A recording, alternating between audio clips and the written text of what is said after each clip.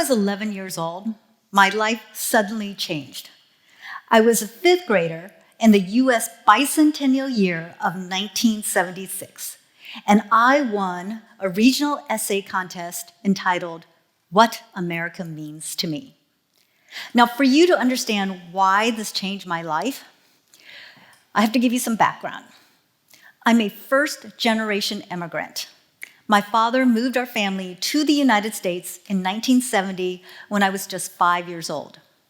I didn't speak a word of English, but was immediately enrolled into kindergarten at a time when our public school system had little to no support for what are now called English language learners. As a result, I sat in the back of the class for a number of years, and I didn't learn to read until I was in third grade. So winning a writing contest 2 years after that was a big deal. America means a land of freedom, of peace, and of love. And with that first line of my essay, I fell for the American dream, hook, line, and sinker, and thus began my serious assimilation into Western culture. But that journey had consequences, and it wasn't until 40 years later that I learned a lesson through the confluence of perception, value, and courage.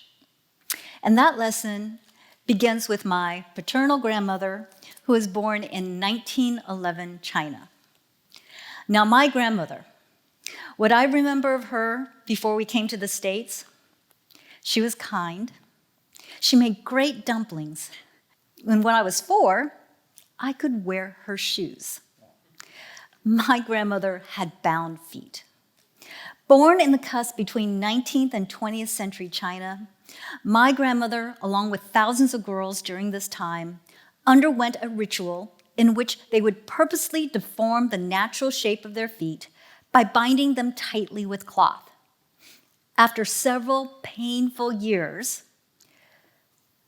the toes would break, the foot would fold under itself to form tiny little 3-inch lotus shapes. It was considered sexy at the time. I know some of you may be a bit repulsed by this type of practice, but try explaining breast implants to a 19th century Chinese person. Bound feet are grounded in social status, gender roles, body image, and the repression of women. I always felt bad for her, my grandmother. I thought she was sad, and that made me sad. And that is how I defined her through my newly assimilated 21st century Western feminist perspective. And this is important, my perspective. And here's where I begin my first concept of confluence, perception. Now stay with me, we're going to go on this journey together. Our right to our own individual opinions and thoughts is greatly valued in America. Our ability to be able to think and critically and independently is at the heart of our democracy. French philosopher René Descartes coined the phrase, cogito ergo sum. I think, therefore I am. Descartes was asserting that as long as we, humans, continue to ponder our existence, we do exist. In other words, as long as we continue to test our assumptions, we can be assured that we are real and not a figment of our own imagination. But today, that ability to test our assumptions and our internal biases is constantly being compromised because we live in a world that caters to us, mainly through technology. It's all about me. We have become a society of ergo sum, I am. Just leave the cogito, the thinking part, out of it. Now, I'm not knocking technology. I love technology. If I can get something quicker, faster, easier, catered to me, why not? Some might even say that it's the next level of human evolution. Perhaps. But we are all now creating our own virtual realities. And we don't need some 17th century French philosopher to tell us this. Just ask 21st century neurologist Anel Seth. Seth's research tells us that our brains are actually hardwired to create our own realities, what he calls controlled hallucinations. Our perceptions are merely controlled hallucinations, because even as we take in external data that's objective, our subjective brain takes that information and places it in an already existing internal framework. We're in a constant self-fulfilling feedback loop because our brain actually filters out anything that doesn't fit in that framework. As a result, we agree less and less on what reality truly is. Just look at our politics, our news feeds, and any number of social media posts. And here's the million-dollar question. If we can't agree on what reality is, how do we ever come to consensus on what is of worth or value? And this leads me to my next concept, value. Ian Golden of the Oxford Martin School at Oxford University says we live in times of excess information and insufficient judgment. We can't even agree on common sense, much less what is of common value. But if we are to survive and thrive as a country, as a world, we must learn to live past our own perceptions and find value in others. And the key might be to reframe how we see value, not in terms of what is valuable to us as individuals, but how we can be of value to others. Ron Kaufman of Uplifting Service defines taking action to be of value to someone else as service. Yes, service. To be of service to someone, to be of value to them, means that you have to put yourself in that person's place, to see the world from that person's perspective.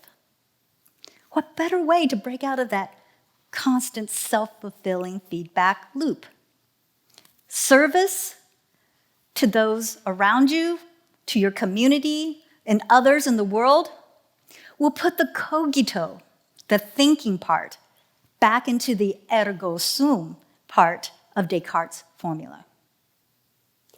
And this leads me to my last concept, courage. How many of you are familiar with the work of Brené Brown? Yeah, I love Brené Brown. Brené talks about courage and fear and shame and vulnerability all in the same breath because they're the same. There's no courage without shame, there's no courage without fear, and there's no courage without vulnerability. Testing long-held perceptions to be of value to someone else takes courage. It takes courage to confront your biases and your assumptions and to admit to your fears and to your vulnerabilities. It's the ultimate exercise in humility. Because if you were to test your perceptions, you may very well find out how wrong you have been all this time, like I did. So now back to my grandmother. I'm embarrassed to tell you that for most all of my life, I thought of my grandmother as a sad woman. Her bound feet, her position as second wife, her beatings from my grandfather were not a value proposition in the new world in which I had to make my own way. I was afraid of what others would think, and I didn't have the courage to own that part of my story. And I think neither did my father. He never spoke of her, although he always kept a photo of her in his office. A few years ago, I reached out to an uncle I had not spoken to in 20 years. I wanted to ask him about his mother, my grandmother. And now the story I had of her has changed. I learned she went to a Christian church every Sunday, that her bound feet won her a position in the household of a wealthy merchant at a time when thousands of girls were being put in orphanages. And by giving birth to my father, the first son of the household, she, not the first wife, was the one that my grandfather took to Taiwan after the Chinese Civil War. And because my grandmother showed up, bound feet and all, I'm here before you today. It took me 50 years to step back into her shoes, this time metaphorically, to find her value. And here's something else that I need to tell you that brings the story to full circle. A few years ago, I took a group of teachers and students on a Goodwill international trip to China. One of the cities we visited was Jinan, the capital of the Shandong province from which my grandparents and my father originated. We were flying from one city to another when one of our teachers struck up a conversation with a female university student from Jinan. In the course of the conversation, he pointed to me a few rows up and said, "Yeah, that's my boss." She couldn't believe it. "That's your boss?" She looked at him, a tall, articulate white man, and then at me, an older, westernized version of herself. And she thought he was joking.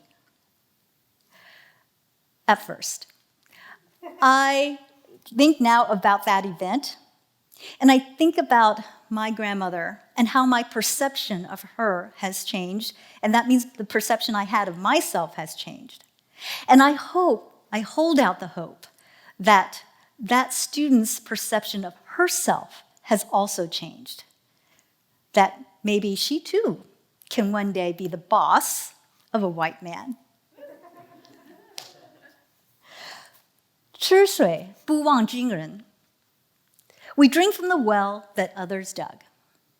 Some read this to mean that we should appreciate or we owe something to those who came before. But in Chinese, it doesn't say appreciate. It says don't forget. This is how I came from bound feet to the American dream. I try not to forget, to test my perceptions, to be of value to others, and to have courage to continue writing and rewriting my own story. 谢谢. Thank you.